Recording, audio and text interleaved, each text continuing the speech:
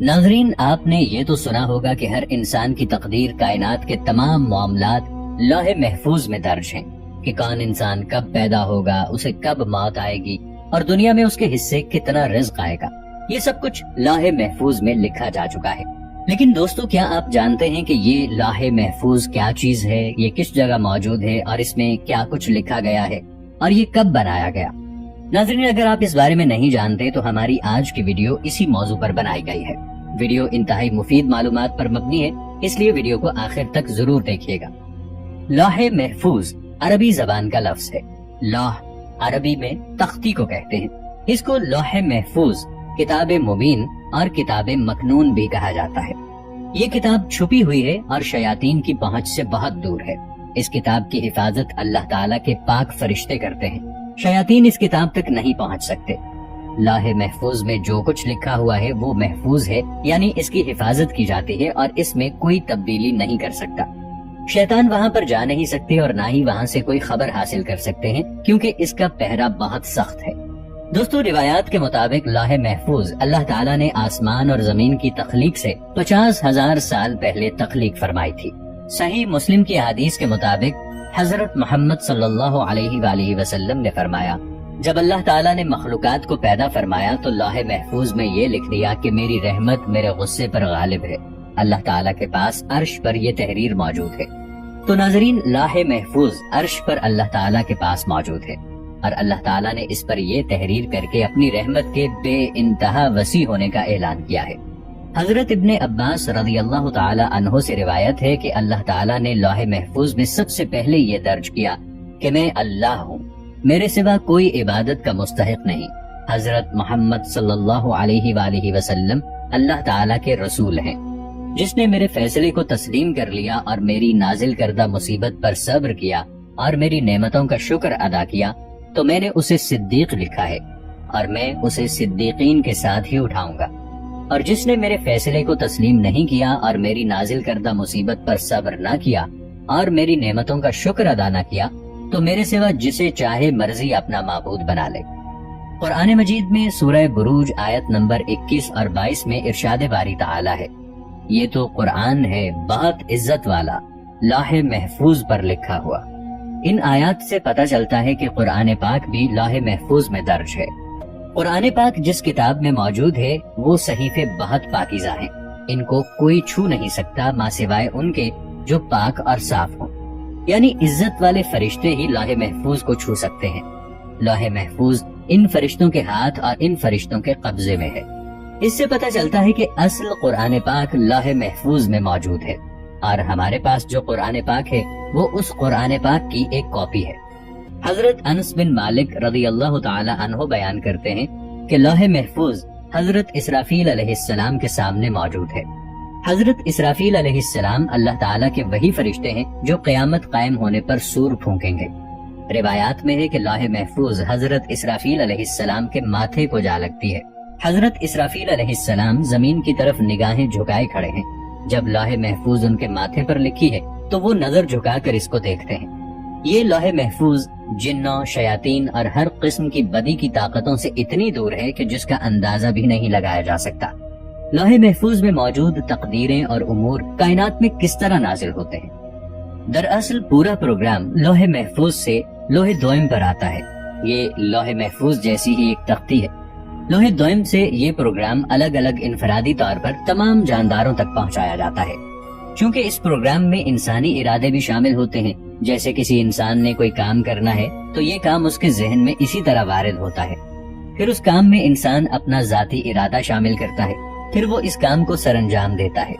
یعنی ہر امر اور کام میں انسان کو نیت اور ارادہ کرنے کا مکمل اختیار عطا کیا گیا ہے۔ قرآن کریم میں کچھ الفاظ ایسے ہیں جن کا مطلب آج تک کسی کو معلوم نہیں اور نہ ہی یہ معلوم ہوگا، یہاں تک کہ حضرت محمد صلی اللہ علیہ وآلہ وسلم نے بھی ان الفاظ کا مطلب صحابہ کرام رضی اللہ عنہم کو نہیں بتایا، بلکہ ان کو راز رکھا گیا۔ اس کے پیچھے ایک بہت بڑی حکمت ہے۔ ان الفاظ کو حروف مقطعات یا لوح قرآنی کہا جاتا ہے۔ آپ نے اکثر دیکھا ہی ہوگا کہ اکثر گھروں کی دیواروں پر برکت کے لیے یہ لوح قرآنی لکھے ہوتے ہیں۔ یہ اللہ اور اس کے رسول کے درمیان ایک کوڈ ورڈ ہے جو دنیا کو نہیں بتایا گیا۔ اور بہت سے علماء کرام یہ اندازہ لگاتے ہیں کہ ان الفاظ کے اندر روز قیامت امت مسلمہ کے لیے بہت سی خوشخبریاں چھپی ہوئی ہیں۔ اگر ان کو دنیا میں بیان کر دیا جاتا تو ہو سکتا ہے لوگ جنت اور دوزخ کے لیے اور روز قیامت کے لیے اتنی محنت نہ کرتے۔ لوح و قلم اللہ کے فرش کے پاس موجود ہے۔ دنیا اور کائنات کی کوئی بھی مخلوق اس میں سے کوئی علم چھین نہیں سکتی اور نہ ہی تبدیل کر سکتی ہے۔ تمام آسمانی کتب نازل ہونے سے پہلے اسی لوح محفوظ پر لکھی ہوئی تھی۔ یہ لوح محفوظ اللہ کے عرش کے پاس موجود ہے جو سفید موتیوں سے بنی ہوئی ہے، اور اس کے الفاظ سرخ یاقوت کے ہیں۔ اس کے الفاظ اور قلم نور سے بنے ہوئے ہیں۔ ایک روایت میں ہے کہ اللہ تعالی ہر روز 360 مرتبہ اس پر نظر کرم کرتے ہیں اور کسی کو عزت بخشتے ہیں اور کسی کو آزمائش میں ڈال دیتے ہیں، کسی کو رزق، کسی کو زندگی اور کسی کے لیے موت کا حکم صادر کرتے ہیں۔ اس کی لمبائی آسمان اور زمین کے برابر ہے، جبکہ اس کی چوڑائی مشرق اور مغرب کے برابر ہے۔ یہ اللہ کے فرش کے دائیں طرف بندھی ہوئی ایک فرشتے کی گود میں موجود ہے۔ ناظرین، اب تک آپ نے صرف یہی سنا ہوگا کہ انسان کو اس کے اعمال کی بنیاد پر یا تو ہمیشہ کے لیے جنت میں داخل کر دیا جائے گا یا برے اعمال کی وجہ سے جہنم اس کا ٹھکانہ ہوگا۔ اور آپ میں سے بہت سے لوگ یہ بھی جانتے ہوں گے کہ جنت اور جہنم کا یہ سفر ہمیں ایک پل کے ذریعے طے کرنا ہے، جسے ہم پل صراط کے نام سے جانتے ہیں۔ یہ پل بال سے زیادہ باریک اور تلوار سے زیادہ تیز ہوگا۔ یہ پل جہنم کے اوپر موجود ہوگا اور اسے پار کرتے ہی سامنے جنت کا دروازہ ہوگا۔ کہا جاتا ہے کہ اس پل کی لمبائی کئی ہزار سال کی مسافت جتنی ہوگی۔ کہا جاتا ہے کہ جہنمی لوگ جہنم کی آگ کی شدت سے کٹ کٹ کر جہنم میں گر رہے ہوں گے، جبکہ اللہ کے نیک بندے اور جنتی لوگ بجلی کسی تیزی سے پل صراط کو پار کر لیں گے۔ اپنے اعمال کی وجہ سے کچھ لوگ آہستہ آہستہ چل کر اور کچھ لوگ رینگ رینگ کر انتہائی تکلیف سے چل رہے ہوں گے۔ دوسری طرف ہمارے آقا حضرت محمد مصطفیٰ صلی اللہ تعالی علیہ وآلہ وسلم جنت میں جانے کی بجائے اللہ کے حضور سجدہ ریز ہوں گے کہ اے اللہ میری امت، اے اللہ میری امت، اے اللہ میری امت کی خیر فرما۔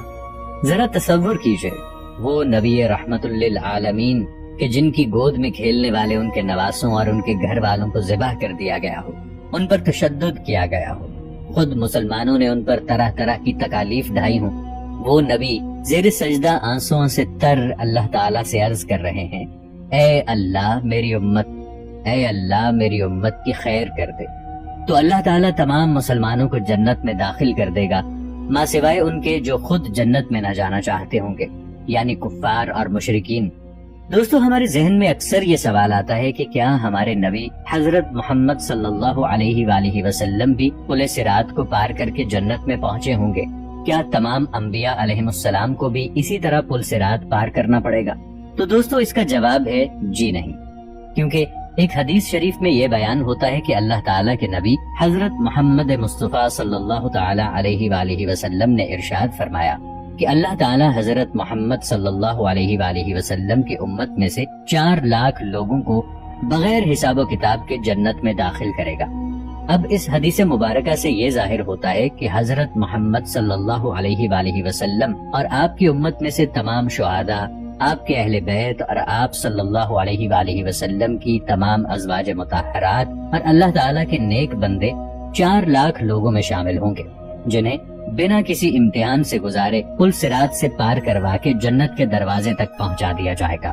پل صراط کے متعلق ایک بات یہ بھی ہے کہ یہ پل انتہائی اندھیرے میں واقع ہوگا۔ یہ جنت اور جہنم کے درمیان پہلے سے موجود نہیں ہوگا، بلکہ اسے اسی وقت لا کر رکھا جائے گا۔ جہنمی لوگ اپنے رشتہ داروں کو پل صراط کے اوپر سے کٹ کٹ کر اور تڑپ تڑپ کر گرتا ہوا اور مرتا ہوا دیکھیں گے، مگر کسی بھی شخص کو سوائے اپنی جان بچانے کے کسی دوسرے شخص کی کوئی پرواہ نہیں ہوگی۔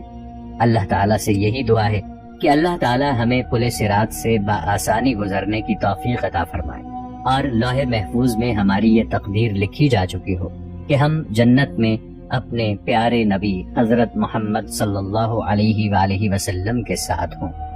آمین۔